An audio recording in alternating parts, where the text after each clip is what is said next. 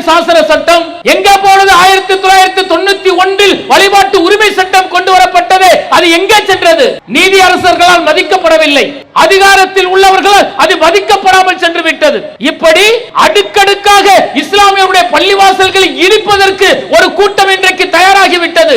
அரசியல் சாசன சட்டம் இன்றைக்கு குப்பையில் தூக்கி எறியப்பட்டு அவர்களுடைய மனசாட்சிக்கு உட்பட்டு பாசிசத்தை விதைப்பதற்கு இன்றைக்கு அவர்கள் தயாராகிவிட்டார்கள் என்று சொன்னால் இஸ்லாமியருடைய உரிமைகள் மெல்ல மெல்ல பறிக்கப்பட்டு வருவதை நீங்கள் பார்ப்பீர்கள். பள்ளிவாசல் கீழே ஆலயங்கள் இருந்தது, சிலைகள் இருந்தது என்று ஒரு கூட்டம் அலைகிறது என்று சொன்னால் 15ஆம் நூற்றாண்டு 16ஆம் நூற்றாண்டில் கட்டப்பட்ட பள்ளிவாசல்கள் இன்றைக்கு போக்குவரத்திற்கு இடையூறாக இருக்கிறது, ஆக்கிரமிப்பில் கட்டப்பட்டு இருக்கிறது என்று அடுக்கடுக்காக பள்ளிவாசல்களை இடித்து தரைமட்டமாக்கக்கூடிய ஒரு பாதகமான நிகழ்வுகள் நடந்து கொண்டிருக்கிறது. ஊபியில பாத்தீங்கன்னா நூர்ஜஹான் என்கின்ற 18ஆம் நூற்றாண்டில் கட்டப்பட்ட பள்ளி 185 ஆண்டுகள் ஆகிறது. அந்த பள்ளிவாசலில் தொடர்ச்சியாக மக்கள் தொழுது கொண்டிருக்கிறார்கள். இரவோடு இரவாக பொதுப்பணித்துறையை கையில் வைத்துக் கொண்டு அந்த பள்ளிவாசலை இடித்து தரைமட்டமாக்கி இருக்கிறார்கள். சொன்ன காரணம் என்ன தெரியுமா?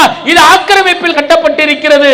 180 ஆண்டுகளுக்கு முன்பு அந்த இடம் எப்படி இருக்கும்? அது போக்குவரத்துக்கு இடையூறா இருக்குமா? அடுக்கடுக்கான பொய்களை சொல்லி இந்தியாவில் மட்டும் சுமார் 118 பள்ளிவாசல்கள் தொல்லியல் துறையின் கீழ் இருக்கிறது. சுமார் 118 பள்ளிவாசல்களில் வணக்க வழிபாடுகள் முடக்கப்பட்டிருக்கிறது. அந்த பழமையான கட்டுமான பணிகளை நாங்கள் பாதுகாக்கிறோம் என்கின்ற பெயரில் பள்ளிவாசல்களில் வணக்க வழிபாடுகள் முற்றிலுமாக தடுக்கப்பட்டிருக்கிறது. அவருடைய கட்டுப்பாட்டில் இருக்கக்கூடிய அனைத்து ஆலயங்களிலும் பூஜை நடத்தப்படுகிறது.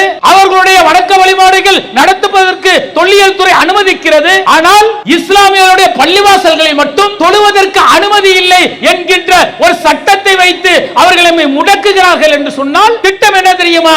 அஸ்ஸலாமு அலைக்கும் வரஹ்மத்துல்லாஹி வபரகாத்துஹு. அன்பிற்கினிய சகோதர சகோதரிகளே, கேள்விக்குறியாக்கப்படும் வழிபாட்டு உரிமைகள் என்கின்ற தலைப்பில் இன்றைக்கு நம்முடைய வணக்க வழிபாடுகள் என்கின்ற அந்த உரிமை எந்த அளவிற்கு பறிக்கப்பட்டிருக்கிறது? ஒரு ஜனநாயக நாட்டில்,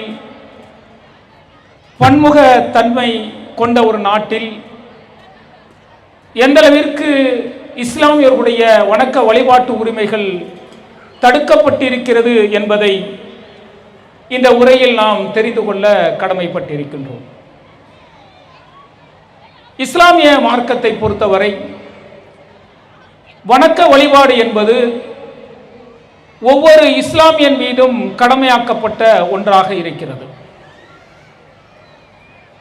மறுமை நாளில் அவன் விசாரிக்கக்கூடிய அந்த தருணத்தில் அந்த விசாரணையின் முதல் கேள்வியை வணக்க வழிபாடு கொடுத்து இருக்கும் என்பதனால் இந்த பூமியில் வாழக்கூடிய ஒவ்வொரு இஸ்லாமியர்களும் படைத்த இறைவனை குறித்த நேரத்தில் வணக்க வழிபாடு செய்ய வேண்டியது அவர்களுடைய கடமையாக இருக்கிறது.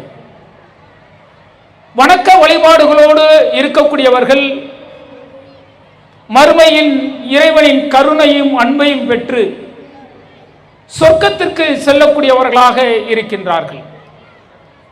அந்த அளவிற்கு வணக்க வழிபாடுகளை பற்றி இந்த இஸ்லாமிய மார்க்கம் மிக கடுமையாக நிறைய இடங்களில் வலியுறுத்துவதை நாம் பார்க்கின்றோம். அப்ப வணக்க வழிபாடுகள் என்பது இஸ்லாமியர்களுக்கு மிக முக்கிய கடமைகளில் ஒன்று. அதை ஒவ்வொரு முஸ்லிமும் நிறைவேற்ற வேண்டும். அப்படி நிறைவேற்றுவது ஒவ்வொரு முஸ்லிமின் கடமையாக இருக்கக்கூடிய இந்த தருணத்தில் இந்த நாட்டில் வாழக்கூடிய இஸ்லாமியர்கள் இந்த வணக்க வழிபாடுகளுக்கு இந்திய அரசாங்கம், இந்தியாவில் இருக்கக்கூடிய அரசியல் சாசனம் எந்த அளவிற்கு உரிமைகளை வழங்கியிருக்கிறது, அந்த உரிமைகள் இன்றைக்கு எந்த அளவிற்கு பறிக்கப்பட்டிருக்கிறது என்பதையும் நாம் தெரிந்து கொள்ள வேண்டும். இஸ்லாமியர்களுக்கு வணக்க வழிபாடுகள் மிக மிக அவசியமான ஒன்று. அந்த வணக்க வழிபாடுகள் குறித்து ஒவ்வொரு இஸ்லாமியனும் கவலைப்பட்டுக் கொண்டிருக்கின்றான். அந்த வணக்க வழிபாடுகளை நிறைவேற்றுவதற்கு இறை இல்லங்களை தேடி சென்று கொண்டிருக்கின்றான்.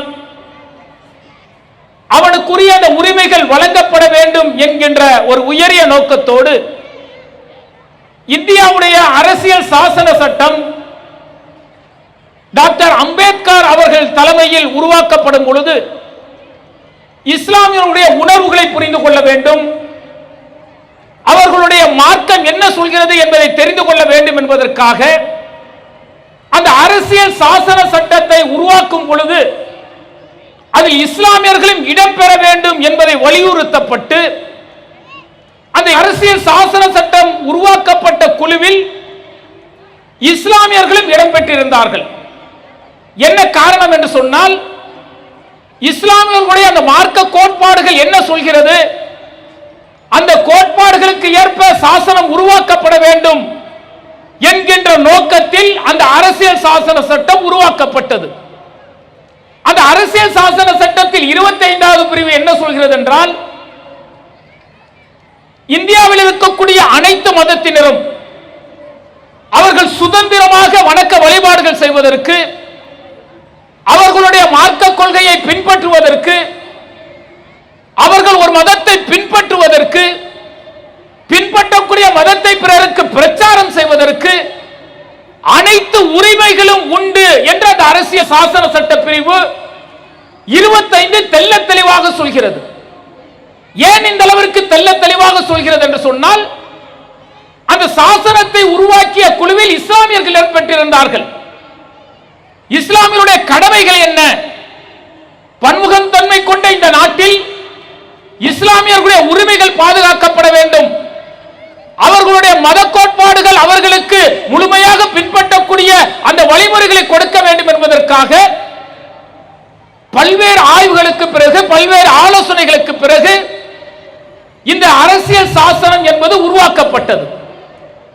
அந்த சாசனம் சொல்கிறது, இந்த இந்தியாவில் ஒருவன் உயிரோடு வாழ்வதற்கு, அவன் எந்த மதத்தை வேண்டுமானாலும் பின்பற்றுவதற்கு, பின்பற்றிய மதத்தை பிறருக்கு பிரச்சாரம் செய்வதற்கு அனைத்து உரிமைகளும் கொடுக்கப்பட்டிருக்கிறது.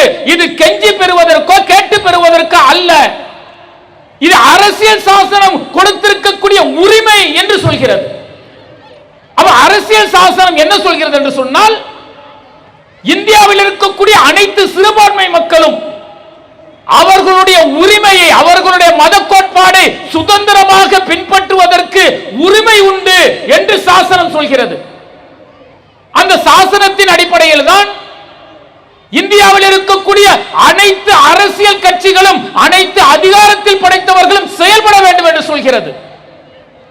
அனைத்து நீதிமன்றங்களும் அந்த சாசனத்துக்கு உட்பட்ட தீர்ப்புகளை வழங்க வேண்டும் என்று சொல்கிறது. அப்ப அரசியல் சாசனம் என்பது மதிக்கப்பட வேண்டும், அரசியல் சாசனங்களுக்கு உயிரோட்டம் கொடுக்கப்பட வேண்டும், அதை நாட்டில் இருக்கக்கூடிய அதிகாரத்தில் உள்ளவர்களும், நாட்டில் இருக்கக்கூடிய நீதி அரசர்களும் அதை பின்பற்ற வேண்டும் என கடுமையான உத்தரவுகளை அந்த சாசனம் சொல்கிறது. யாருக்கும் தனிமனித சுதந்திரத்தை பறிப்பதற்கு உரிமை இல்லை, அவர்கள் அவர்களுடைய கோட்பாடுகள் படி வாழ வேண்டும் என்கின்ற சொல்கின்ற அரசியல் சாசனம் இன்றைக்கு எள்ளி நகையாடக்கூடிய அளவிற்கு, இன்றைக்கு அரசியல் சாசன சட்டம் தூக்கி எறியக்கூடிய அளவிற்கு, இன்றைக்கு பல்வேறு விஷயங்களில் மத கோட்பாடுகளுக்கு அப்பால், மத கோட்பாடுகளெல்லாம் தூக்கி எறிந்துவிட்டு மத கோட்பாடுகளுக்கு கொடுக்கப்பட்ட சலுகை எல்லாம் பறிக்கக்கூடிய அளவில் இன்றைக்கு அதிகாரத்தில் இருப்பவர்களும், இன்றைக்கு நீதித்துறையில் இருப்பவர்களும் செயல்படுவது மிகப்பெரிய வேதனை தரக்கூடிய நிகழ்வாக பார்க்கப்படுகிறது. ஒரு சட்டம் சொல்லப்பட வேண்டும், ஒரு சட்டம் நீதிமன்றத்தில் விவாதிக்கப்பட வேண்டும், தீர்ப்புகள் சொல்லப்பட வேண்டும் என்று சொன்னால் அரசியல் சாசனம் மேற்கோள் காட்டப்பட வேண்டும். சட்ட புத்தகத்தில் என்ன சொல்லப்பட்டிருக்கிறதோ அதன் மேற்படியில் தீர்ப்புகள் வழங்கப்பட வேண்டும். ஆனால் நடக்கக்கூடிய நிகழ்வுகளை நீங்கள் சிந்தித்து பாருங்கள். நடக்கக்கூடிய நிகழ்வுகள் அரசியல் சாசனத்தை மேற்கோள் காட்டி அல்லது நீதிமன்ற நீதியின்படி, நீதிகளை பற்றி வரையறுக்கப்பட்டிருக்கக்கூடிய அந்த சட்டத்தின்படி தீர்ப்புகள் வழங்கப்படுகிறதா என்றால் இல்லை என்பதுதான் யதார்த்தமான உண்மை.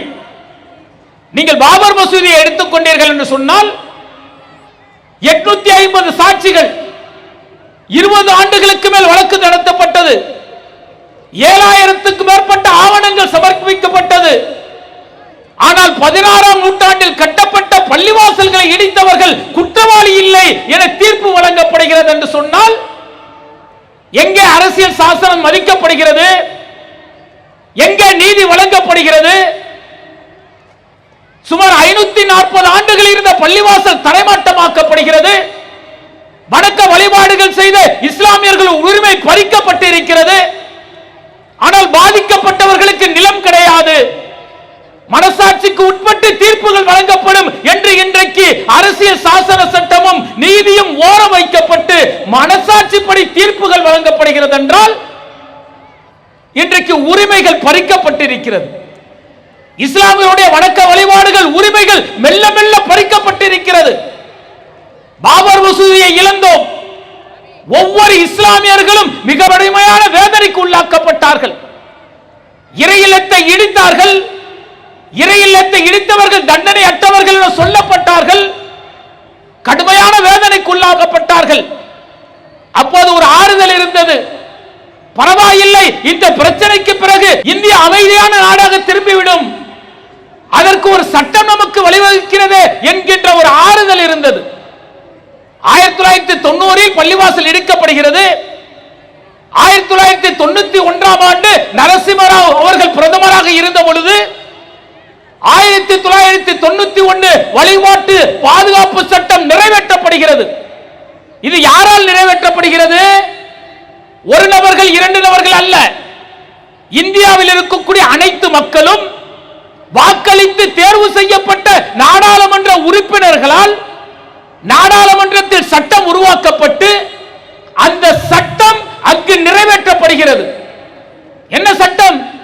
1947 ஆகஸ்ட் 15.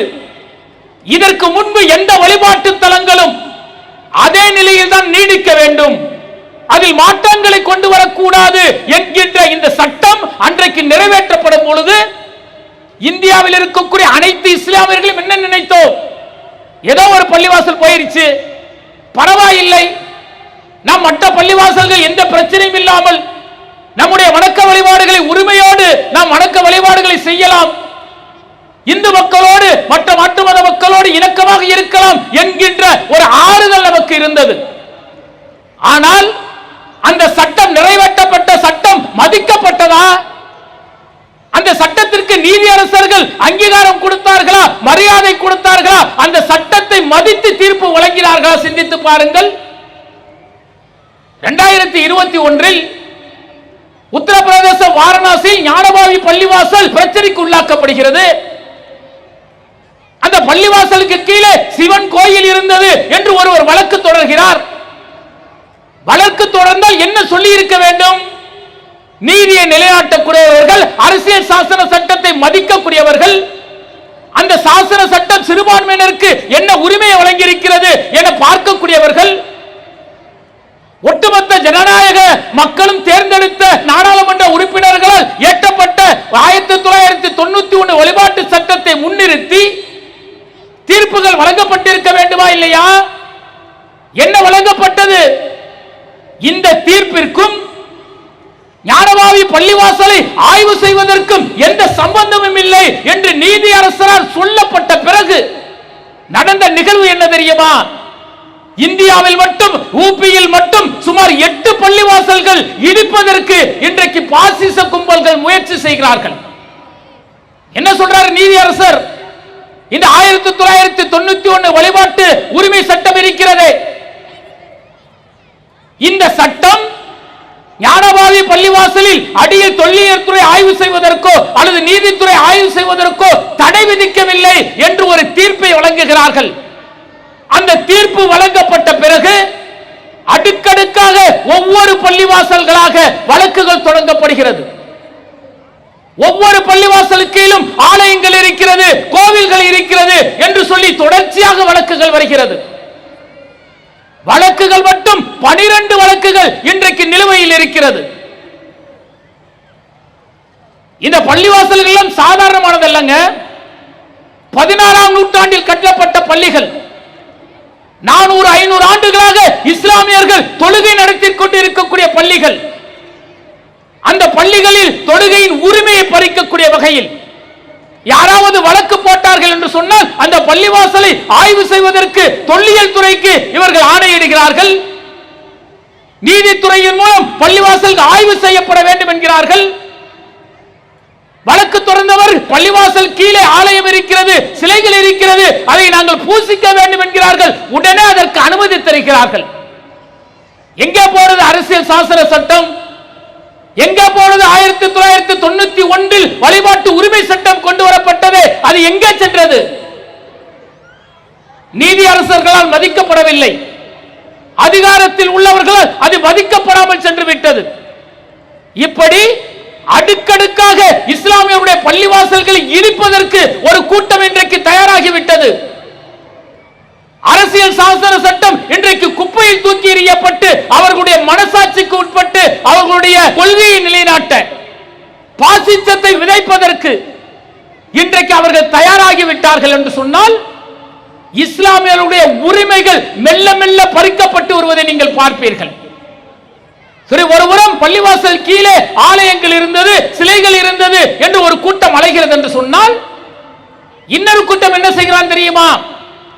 15ஆம் நூற்றாண்டு 16ஆம் நூற்றாண்டில் கட்டப்பட்ட பள்ளிவாசல்கள் இன்றைக்கு போக்குவரத்திற்கு இடையூறாக இருக்கிறது, ஆக்கிரமிப்பில் கட்டப்பட்டு இருக்கிறது என்று அடுக்கடுக்காக பள்ளிவாசல்களை இடித்து தரைமட்டமாக்கக்கூடிய ஒரு பாதகமான நிகழ்வுகள் நடந்து கொண்டிருக்கிறது.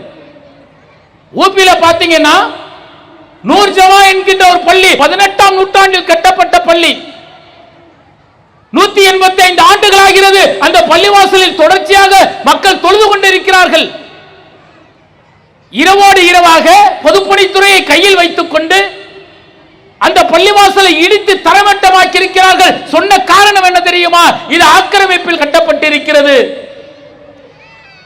ஒரு 180 ஆண்டுகளாக ஒரு பள்ளிவாசல் இருக்கிறது. 180 ஆண்டுகளுக்கு முன்பு அந்த இடம் எப்படி இருக்கும்? அது போக்குவரத்துக்கு இடையூறா இருக்குமா அல்லது ஆக்கிரமிப்பு செய்யப்பட்டு இருக்குமா? அடுக்கடுக்கான பொய்களை சொல்லி இப்படி அல்லாஹ்வுடைய ஆலயங்களை இடிக்கக்கூடிய ஒரு கூட்டம் தொடர்ச்சியாக பல்வேறு வழிகளை செய்து கொண்டிருக்கிறார்கள். இது ஒரு ஆக்கிரமிப்புங்கிற முறையில் செய்யலாம். அடுத்தது என்ன செய்கிறான் தெரியுமா? தொல்லியலை துறையை வைத்துக் கொண்டு இஸ்லாமியருடைய ஆலயங்களை முடக்கக்கூடிய ஒரு பணியை இன்றைக்கு பாசிசம் செய்து கொண்டிருக்கிறது. இந்தியாவில் மட்டும் சுமார் 118 பள்ளிவாசல்கள் தொல்லியல் துறையின் கீழ் இருக்கிறது. இதில் நீங்க ஹைதராபாத்தில் நிஜாம் இருக்கிறாரே, அவர் கட்டுப்பாட்டில் இருந்த பள்ளிவாசல்களை தவிர சுமார் 118 பள்ளிவாசல்களில் வணக்க வழிபாடுகள் முடக்கப்பட்டிருக்கிறது. நாங்கள் தொல்லியல் துறை கையில் வைத்திருக்கின்றோம், அந்த பழமையான கட்டுமான பணிகளை நாங்கள் பாதுகாக்கிறோம் என்கின்ற பெயரில் பள்ளிவாசல்களில் வணக்க வழிபாடுகள் முற்றிலுமாக தடுக்கப்பட்டிருக்கிறது. தொல்லியல் துறையை போய் இஸ்லாமியர்கள் கோரிக்கை வைக்கிறார்கள். இஸ்லாமியர்கள் நாங்கள் எங்களுக்கான பள்ளிவாசல் நாங்கள் வணங்குவதற்கு வழிவிடுங்கள், எங்களுக்கு அதுக்கான அதிகாரம் இருக்கிறது, அதை செய்து கொடுங்கள் என்று கேட்கும் பொழுது நாங்கள் கொடுக்க மாட்டோம், நாங்கள் அதை பாதுகாக்கிறோம் என்கின்ற பெயரில் இன்றைக்கு தொல்லியல் துறை 118 பள்ளிவாசல்களை தன்னுடைய கட்டுப்பாட்டில் வைத்துக் கொண்டு இஸ்லாமியர்களுடைய வணக்க உரிமைகளை பறித்துக் கொண்டிருக்கிறது. சரி, அப்படிதான் பறிக்கிறான்ல, அதுபோலத்தான் மற்ற மதங்களுடைய ஆலயங்களுக்கு செய்கின்றானா? தேவாலயங்களுக்கோ கோயில்களுக்கோ அப்படி செய்கிறானா என்று சொன்னால் அவருடைய கட்டுப்பாட்டில் இருக்கக்கூடிய அனைத்து ஆலயங்களிலும் பூஜை நடத்தப்படுகிறது. அவர்களுடைய வணக்க வழிபாடுகள் நடத்துவதற்கு தொல்லியல் துறை அனுமதிக்கிறது. ஆனால் இஸ்லாமியருடைய பள்ளிவாசல்களை மட்டும் தொழுவதற்கு அனுமதி இல்லை என்கின்ற ஒரு சட்டத்தை வைத்து அவர்களை முடக்குகிறார்கள் என்று சொன்னால் திட்டம் என்ன தெரியுமா? தௌலதாபாத் என்கின்ற இடத்தில் தொல்லியல் துறை கட்டுப்பாட்டில் பள்ளிவாசல் இருக்கிறது. சுமார் 150 ஆண்டுகால பழமையான பள்ளி. அந்த பள்ளிவாசலின் மெம்பர் படியில் ஒரு சிலையை வைத்து விட்டு வந்த பிறகு என்ன சென்றார்கள் தெரியுமா? இது பாரத மாதா கோவில் என்று சொன்னார்கள். அது இன்றைக்கு தொல்லியல் துறை கட்டுப்பாட்டில் இருக்கக்கூடிய ஒரு பள்ளிவாசல் கோயிலாக மாற்றப்படுகிறது என்றால் இஸ்லாமியருடைய உரிமைகளை மெல்ல மெல்ல பறிப்பதற்கு இன்றைக்கு பாசிசம் தயாராகிவிட்டது. வணக்க வழிபாடுகள் செய்வதற்கு இஸ்லாமியர்கள் கொடுக்கப்பட்டிருந்த அந்த அரசியல் சாசன உரிமைகள் முற்றிலுமாக பறிக்கப்படுகிறது. எத்தனை எத்தனை கொடுமைகள்! கொஞ்ச நெஞ்சமாக கொடுமை செய்யறான். இஸ்லாமுடைய ஆலயங்களை முற்றிலுமாக தரைமட்டமாக்குவதற்கு சுமார் 12,000 பள்ளிவாசல்களை இஸ்லாமியர்கள் இழந்திருக்கிறார்கள் என்று ஒரு புள்ளிவிவரம் சொல்கிறது. 1947க்கு பிறகு டெல்லி கலவரத்திலும், ஹைதராபாத் கலவரத்திலும், குஜராத்தில் நடந்த கலவரத்திலும் பல நூற்றுக்கணக்கான பள்ளிவாசல்கள் தரைமட்டமாக்கப்பட்டிருக்கிறது. அந்த இடம் இன்றைக்கு பள்ளிவாசல்கள் இல்லாமல் தரையாக கிடைக்கிறது என்று ஒரு புள்ளிவிவரம் சொல்கிறது. ஹைதராபாத்தை சேர்ந்த உமர் காலித் என்கின்ற ஒரு சகோதரர் ஒரு ஆங்கில புத்தகத்தை எழுதியிருக்கின்றார். அந்த புத்தகத்தில் சொல்கின்றார், இந்தியாவில் இதுவரை 12,000 பள்ளிவாசல்கள் தரைமட்டமாக்கப்பட்டிருக்கிறது, இஸ்லாமியுடைய உரிமைகள் முற்றிலுமாக பறிக்கப்பட்டிருக்கிறது என்கின்ற தகவலை சொல்கின்றார். மத்திய பிரதேசத்தில் நூற்றுக்கணக்கான பள்ளிவாசல், ராஜஸ்தானிலும், சண்டிகரிலும், பஞ்சாபிலும் பல பள்ளிவாசல்கள் தரைமட்டமாக்கப்பட்டிருக்கிறது. குஜராத்தில் கலவரத்தின் போது பள்ளிவாசல்களை தரைமட்டமாக்கினார்கள். இஸ்லாமிய உரிமைகள் பறிக்கப்பட்டிருக்கிறது. ஒரு அரசியல் சாசனம் சொன்ன அந்த உரிமைகள் முற்றிலுமாக தடுக்கப்பட்டிருக்கிறது என்கின்ற தகவலை சொல்லுகின்றார். எவ்வளவு பெரிய கொடுமை இது! அடுக்கடுக்கான காரணங்களை இவர் சொல்லிக் கொண்டே இருக்கிறார்கள். என்ன சொல்கிறார்கள்? இந்துக்களின் ஆலயங்களை இடித்துத்தான் இஸ்லாமியர்கள், இஸ்லாமிய முகலாய மன்னர்கள் கோவிலை கட்டினார்கள் என்று அபத்தமான ஒரு பொய்யை பதிவு செய்து கொண்டிருக்கிறார்கள். வரலாற்று ஆசிரியர் வாரி என்கின்ற ஒருவர் சொல்கின்றார், 2015ஆம் ஆண்டு இந்த கோயில்கள் எப்படி பள்ளிவாசலுக்கு கீழே வந்தது என்பதற்கான சான்றை நீதிமன்றத்தில் பதிவு செய்திருக்கின்றார். என்ன சொல்றார் தெரியுமா? இந்த பள்ளிவாசலுக்கு சில தடயங்களை இன்றைக்கு எடுக்கிறார்களே, இது முகலாய மன்னர்கள் இடித்து கட்டியதல்ல. அன்றைக்கு ராஜேந்திர சோழன் இங்கு இருந்தான் என்று சொன்னால் அவன் டெல்லி வரை படையெடுத்து சென்றான்.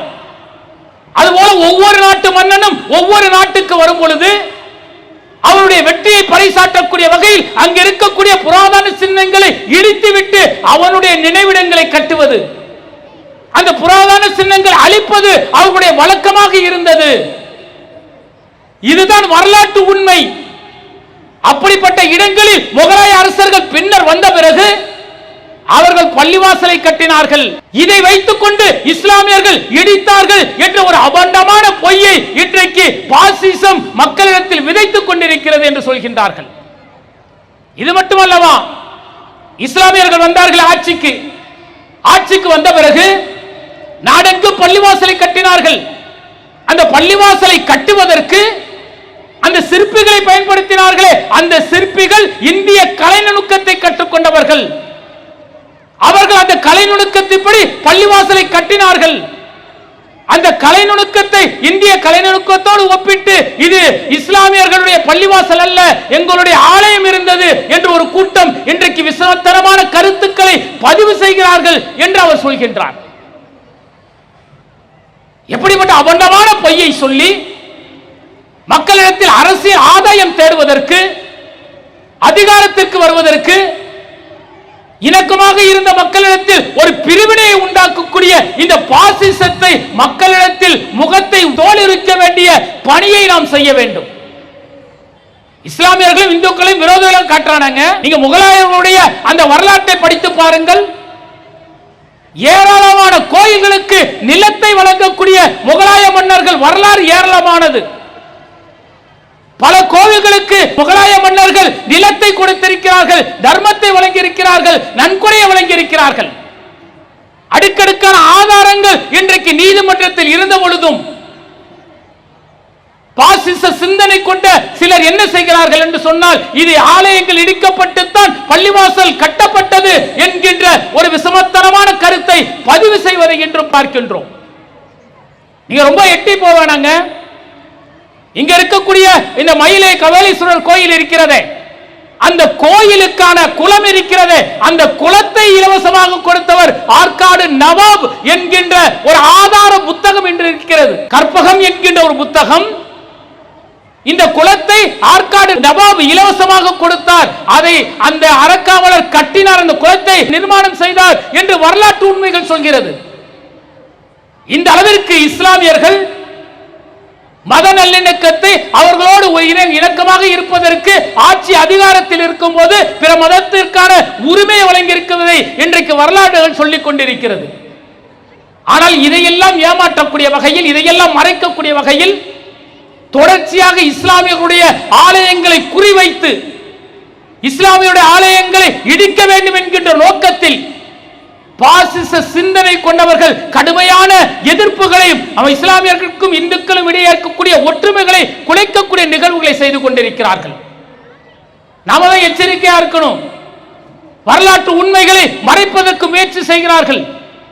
அதை படித்த மக்கள், சாதாரண இந்து மக்களிடத்தில், நம்முடைய சகோதரத்துவத்தோடு இருக்கக்கூடிய இந்து சகோதரரிடத்தில் இதனுடைய வரலாற்று உண்மையை சொன்னோம் என்று சொன்னால் சிந்திக்கக்கூடியவர்கள் சிந்திப்பார்கள்.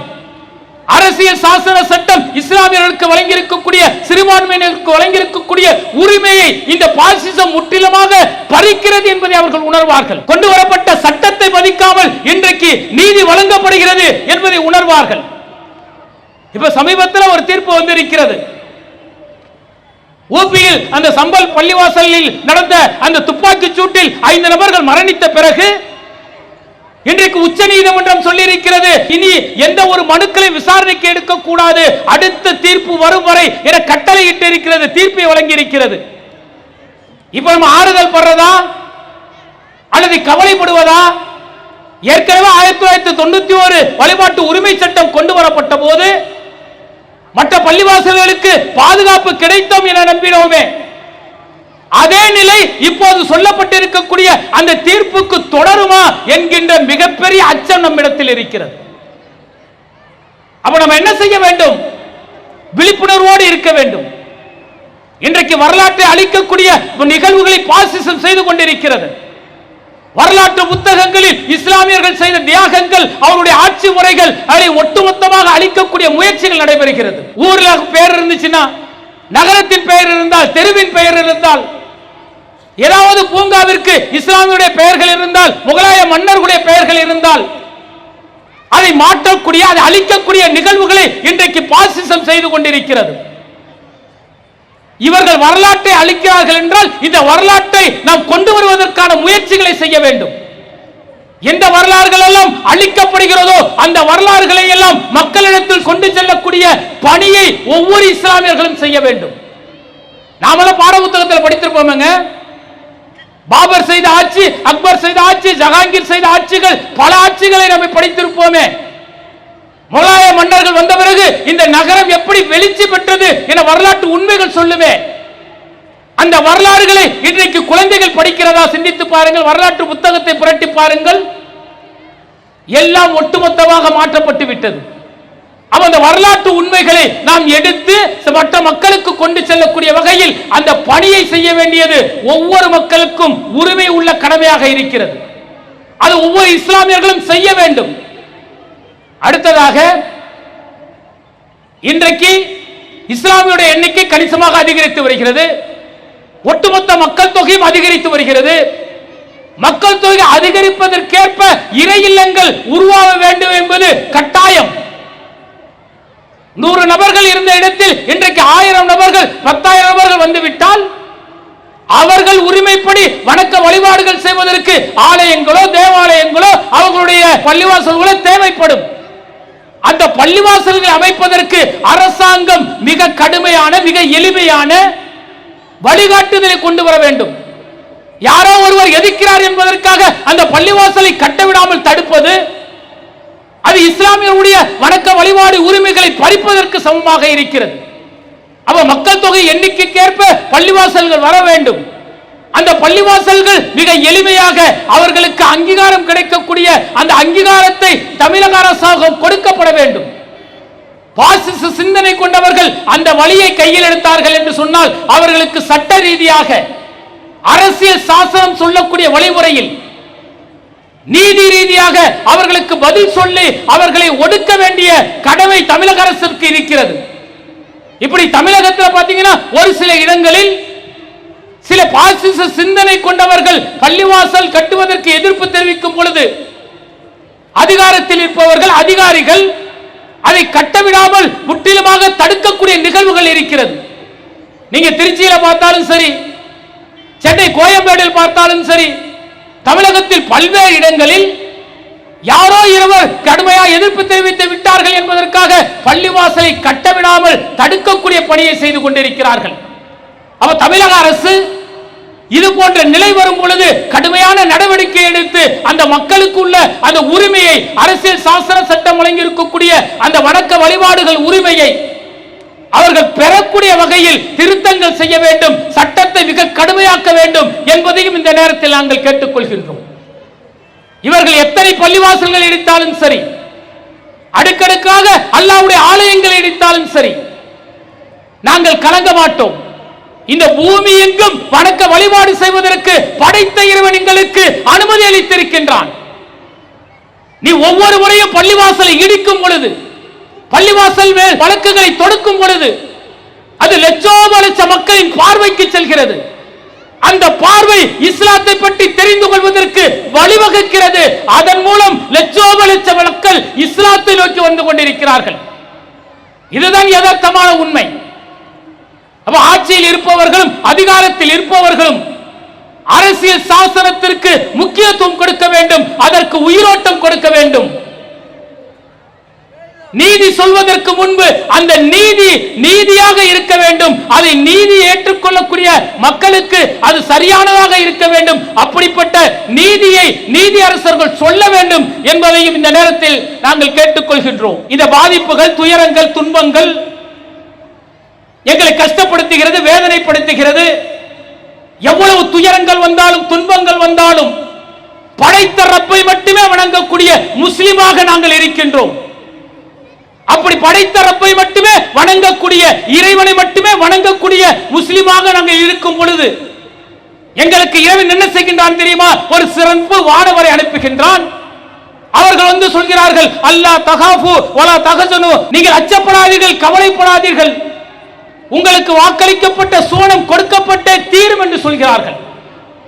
அப்ப நாங்கள் கவலைப்பட மாட்டோம். படைத்த ரப்பை மட்டுமே வணங்கக்கூடிய முஸ்லிமாக இருந்து எங்களுக்கு ஏக இறைவன் காட்டி தந்த அந்த மார்க்க சிந்தனையோடு எங்களுடைய வாழ்வு பயணிக்கும். அதில் எவ்வளவு துயரங்கள் வந்தாலும் துன்பங்கள் வந்தாலும் பொருந்து கொண்டு எங்களுடைய வணக்க வழிபாடுகளை நாங்கள் இறுதி மூச்சு வரை தொடர்வோம் என்று கூறி என்னுடைய உரையை நிறைவு செய்கின்றேன். வாஹிதவனா அல்ஹம்துலில்லாஹி ரப்பில் ஆலமீன். அஸ்ஸலாமு அலைக்கும் வரஹ்மத்துல்லாஹி வபரகாத்துஹு. இஸ்லாம் மற்றும் சமுதாய செய்திகளை அறிந்து கொள்ள தமிழ்நாடு தௌஹீத் ஜமாஅத் யூடியூப் பக்கத்தை உடனடியாக சப்ஸ்கிரைப் செய்து கொள்ளுங்கள். மேலும் பெல் பட்டனையும் கிளிக் செய்து கொள்ளுங்கள்.